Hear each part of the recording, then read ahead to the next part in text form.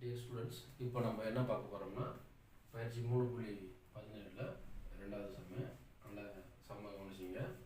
18 உறுப்புகளை கொண்ட ஒரு அணிக்கு எவ்வகை வரிசைகள் இருக்க இயலும்? ஒரு அணியின் உறுப்புகளின் எண்ணிக்கை 6 எனில் எவ்வகை வரிசைகள் இருக்க இயலும் இப்படின்னு ஒரு கொஸ்டின் கேட்டிருக்காங்க. அதாவது ஒரு அணியோட உறுப்பு 18 உறுப்புகள். இந்த 18 உறுப்புகளை கொண்ட ஒரு அணிக்கு எவ்வகை வரிசைகள் இருக்க இயலும் கேட்குறாங்க. அதாவது ஒரு அணியில் 18 உறுப்புகள் இருக்கு.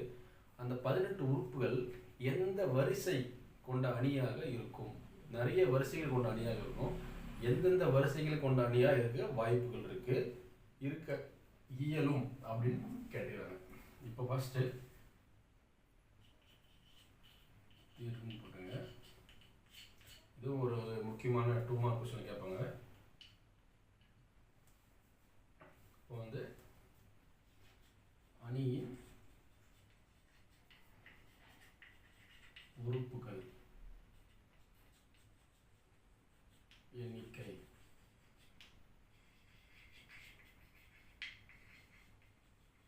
எவ்வளோனா 18 கொடுத்துருக்காங்க. 18 உறுப்புகள்.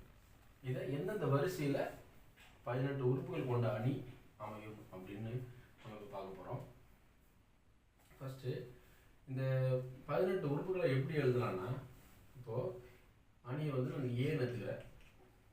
இப்போ 18 உறுப்புகள் எப்படி எழுதலாம்னா 1 2 3 4 5 6 இப்படி எழுதிட்டே போயிட்டு 18 உறுப்புகள் இதை இப்படி எழுதலாம். இப்படி இது ஒரு அணி. இப்படி எழுதுறதுக்கு வாய்ப்பு இருக்குது. அடுத்து வேற எப்படி எழுதலாம்னா 1 2 3 4 இப்படி எழுதிட்டு போயிட்டு இப்படி எழுதலாம். இப்படியே எழுதலாம். இது ஒரு வாய்ப்பு இருக்குது. அப்படின்னா இது ஒரு அணியாக எழுதலாம், இது ஒரு அணி தான். அப்போது இந்த 2 மெத்தடில் எழுதலாம். 18 உறுப்புகளை வரிசையாக ஒரே நிரலில் எழுதலாம். 18 உறுப்புகளை வரிசையாக ஒரே நிறையில் எழுதலாம். இது ஒரு வாய்ப்பு இருக்குது. அடுத்து எப்படி எழுதலாம்னா, இந்த 18 உறுப்புகளை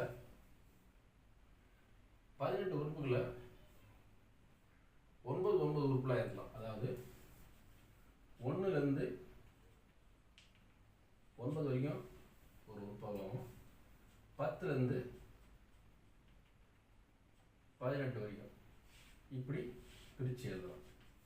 இது ஒரு அணியாக பிரித்து எழுத மெத்தட். அப்புறம் இதையே 1லேருந்து 9 வரைக்கும் உறுப்புகளை இந்த வரிசையிலையும், அதாவது நிரல் வரிசை, நிரலோட இடத்துலையும் 10லேருந்து 18 வரைக்கும் இருக்கிற உறுப்புகளை 2வது நிரலாகவும் இப்படி எழுதலாம். அடுத்து இன்னொன்று என்னென்னா, இப்போது இந்த அணியில் இது வந்து இங்கே 9 உறுப்புகள், இங்கே 9 உறுப்புகள் இருக்குது. அடுத்து வேறு எந்த மாதிரி பண்ணலாம்னா 6 உறுப்புகள், அதாவது 6 உறுப்புகள் 6 உறுப்புகள் 6 உறுப்புகள். அப்போ எப்படி பண்ணலாம்னா பாருங்கள், 1லேருந்து இது ஒரு 6 உறுப்பு, 12 இது ஒரு 6 உறுப்பு,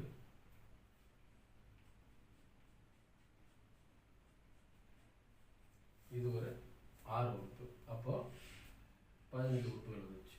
இப்படி எழுதலாம். இன்னொரு மெத்தட் எப்படி எழுதலாம்னா, இப்போ இந்த நிரல் எழுதிக்கிட்ட நிரலாக எழுதிங்க.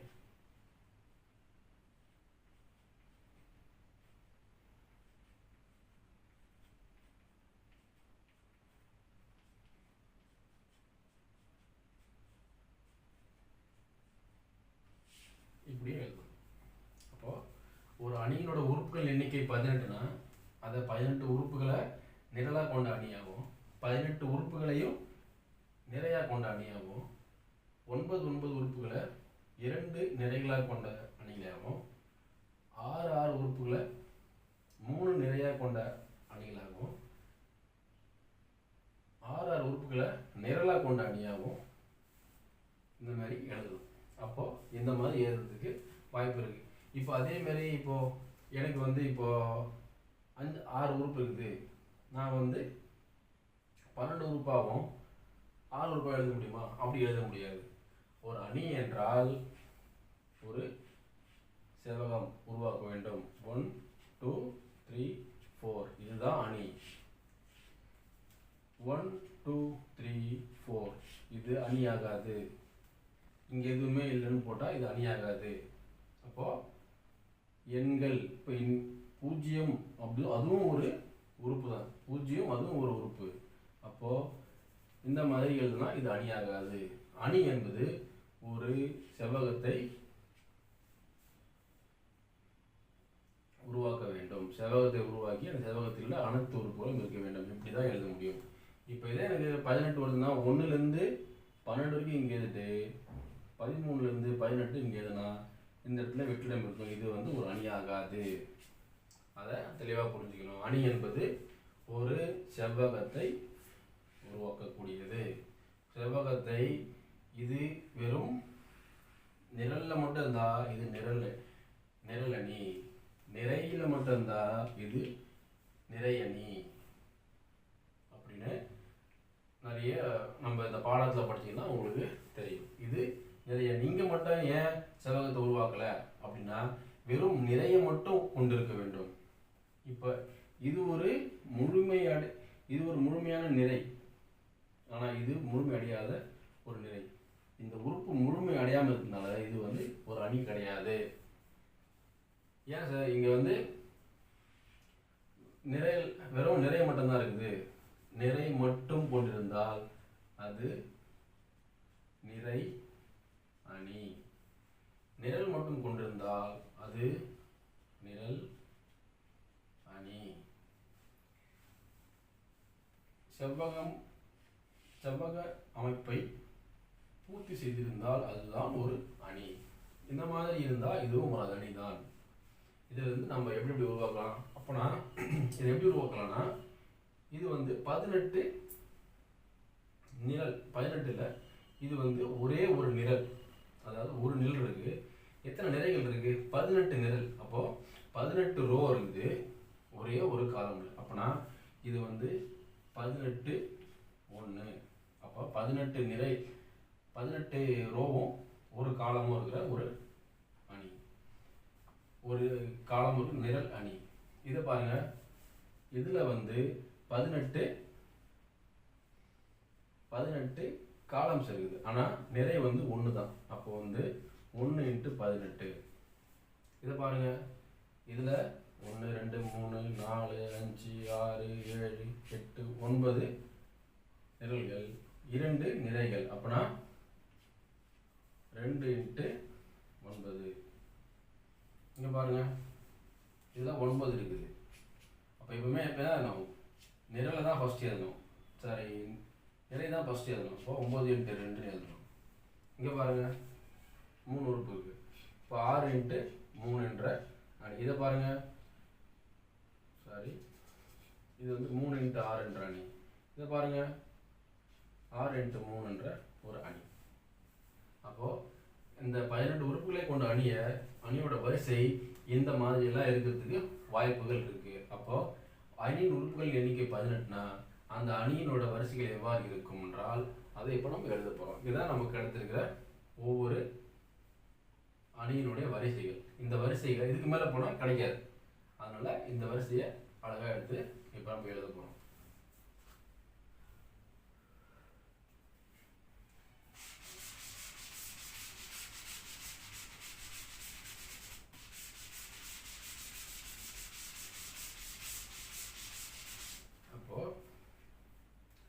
அணியின் உறுப்புகள் எண்ணிக்கை 18னா அணியின் வரிசைகள் அணியின்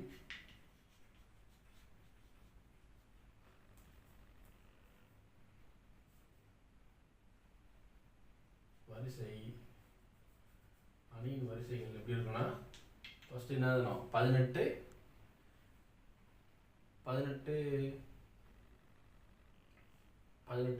நம்ம ஃபர்ஸ்ட் தான் போட போகிறோம். 18 18 நிரல்கள். அப்போனா நான் எப்படி எழுதுறேன்னா 1 × 18, அதாவது ஒரு நிரை 18 நிரல், அதாவது ஒரு ரோ 18 காலம். இது 1. அப்புறம் எப்படி அதான் 18 ரோ ஒரு காலம். அப்புறம் வேற நம்பர் எழுதணும் 9 ரோ 2 காலம். அப்புறம் 2 ரோ 9 காலம். அப்புறம் வேற 3 ரோ 6 காலம். அப்புறம் 6 ரோ 3 காலம். ஸோ என்னோட வரிசைகள் இவ்வாறு இருக்கும். இது வந்து ஃபர்ஸ்ட். செகண்ட் பாருங்க. செகண்ட் வந்து அணியின் உறுப்புகளின் எண்ணிக்கை 6.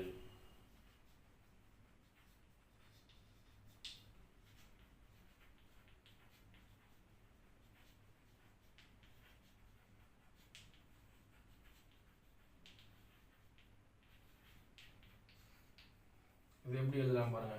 ஃபர்ஸ்ட் எப்படி எழுதலாம்னா 6 உறுப்புகளை 1 2 3 4 5 இப்படி எழுதலாம். அப்புறம் எப்படி எழுதலாம் 1 2 3 4 5 6 இப்படி எழுதலாம். வேற எப்படி எழுதலாம் 1 2 3 4 5 6 இப்படி எழுதலாம். வேற எப்படி எழுதலாம் 1 2 3 4 5 6 இப்படி எழுதலாம். வேற எப்படி எழுத முடியும்? இந்த ரெண்டு மெத்தட் தான் நம்ம யூஸ் பண்ண முடியும். அதுக்கு மேலே நம்ம எழுத முடியாது.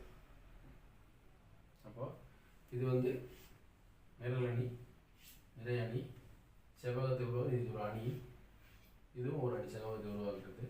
அப்போ இதோடைய வரிசை என்ன? எத்தனை நிரல்கள் இருக்கு? எத்தனை நிறைகள்? 1 2 3 4 5 6. அப்போ 6 நிரல், 6 நிறை, ஒரு நிரல். இது பாருங்க ஒரே ஒரு நிரல், 6 நிரல்கள். இதில் ஒரு நிரல், 2 நிறை, 3 நிறை. அப்போ 3 × 2 நிரல். இது பாருங்க 1 2 2 நிறை, 1 2 3. அப்போ 2 3.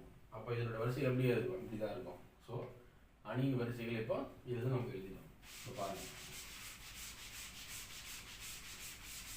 இப்போ இதோட அணியோட வரிசை எப்படி இருக்குன்னு பாருங்க.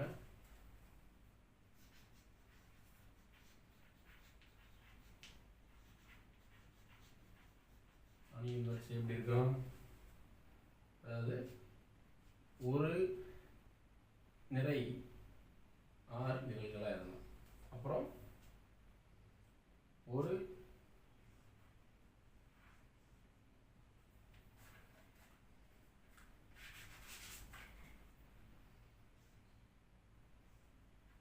அப்புறம் 6 நிறை ஒரு நிரலாக எழுதலாம். அப்புறம் 3 நிறை 2 நிரலாக எழுதலாம். 2 நிறை 3 நிரலாக எழுதலாம். அப்போது இந்த சம்மு கொடுத்துருக்கிறத நம்ம சால்வ் பண்ணிக்கிறோம். அதாவது 18 உறுப்புகள் கொண்ட அணிக்கு வந்து அதனுடைய வரிசைகள் இவ்வாறு இருக்கும். 6 உறுப்புகள் கொண்ட ஒரு அணிக்கு அதனுடைய வரிசைகள் இவ்வாறு இருக்கும். இது வந்து ஒரு முக்கியமான 2 மார்க்னு கேட்பாங்க. பேருக்கு சம்மு நல்லா ஞாபகம் வச்சுங்க. இதே மாதிரி மாடல் இருக்க சம்மலை நீங்களும் சால்வ் பண்ணி பாருங்கள்.